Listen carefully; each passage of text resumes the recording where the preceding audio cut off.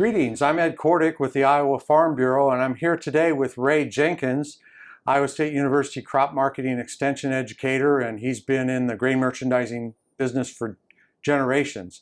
This video is entitled Using Crop Contracts.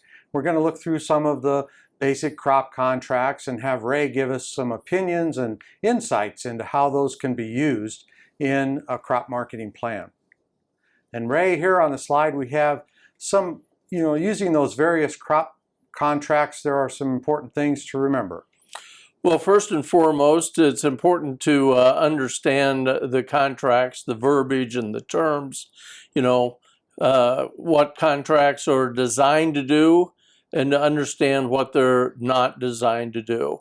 Many times you can separate out the basis and pricing decisions in a particular contract, and using various crop contracts over a period of time can offer some risk management diversity. Yeah, I think that's good. We need to not put all of our eggs in one basket using various crop contracts over a number of months or weeks, and then also separating that basis and price decision is something that we need to continue to work on in our grain merchandising. That's excellent.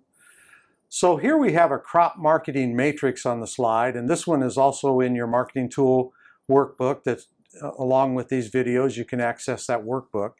And what we have here is basically a matrix that goes top to bottom on futures prices. So if someone thinks futures prices can go higher and they're willing to stay open for that, they would go up from the expected change.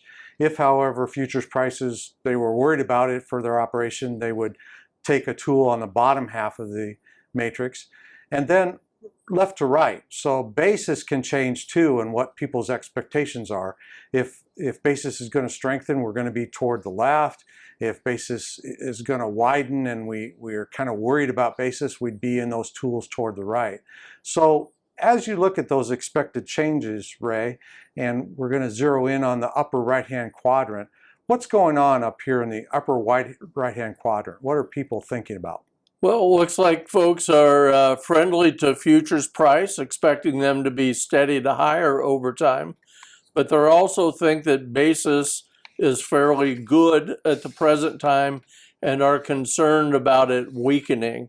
So in this instance, a tool called a basis contract, which locks in the basis but not the futures, would be an appropriate marketing solution. We're in the upper right-hand quadrant here. Let's drill down into a basis contract and go to this slide, which has, Ray, some advantages and disadvantages of a basis contract. You want to pick out some of those that are important to you? Well, certainly the biggest advantage is that you're open on the upside in futures. The basis has been set, so won't deteriorate any further. And the basis contract might be a useful alternative to a storage program depending on the charges. Now, on the disadvantage sides, you will have price risk until the futures have been set. No further basis appreciation will accrue. And I have seen a few times in unusual market conditions where the price changed greatly, where additional margin was required to maintain the contract. Finally, these types of contracts are considered credit sale contracts in the eyes of the state. That's good, Ray. In all these contracts, as we get back to our matrix here, they all require a knowledge of both futures and cash, and we really encourage folks to, as they're learning about marketing, to study futures and cash and basis. Here we are back at our marketing matrix, and it's kind of a toolbox, isn't it, to kind of look and see what the market can tell us and what our expectations can lead us toward different marketing tools. We'd like to, in the remainder part of this video, focus in on the bottom left-hand quadrant, where someone thinks basis can get better, but boy, I'm worried about futures price. So let's look at one of those tools, a hedge to arrive contract. Ray, what kind of point would you like to point out about a hedge to arrive contract?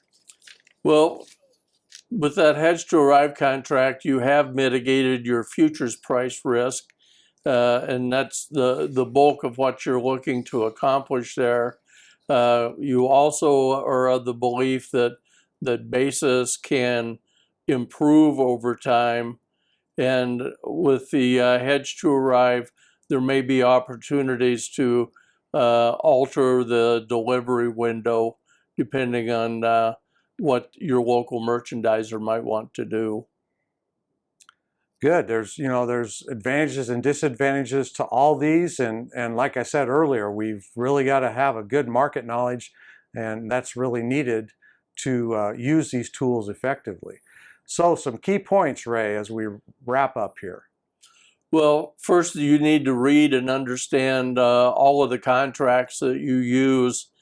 Having a firm knowledge on that's very important. And use the right contract for the right market conditions. Sometimes basis is set to move one direction or another, and that may require picking out the right contract. But you can separate the basis and price decisions, and the crop contract over a period of time. It's good to use a bundle of these. I call it the portfolio approach because we know that market conditions can and do change quickly. Great, and this has been a good discussion of some of the contracts that farmers can use in their farming operation as part of the Iowa Commodity Challenge video series. I thank Ray Jenkins, Iowa State University Crop Marketing Extension educator, and we thank you for your time in viewing this video.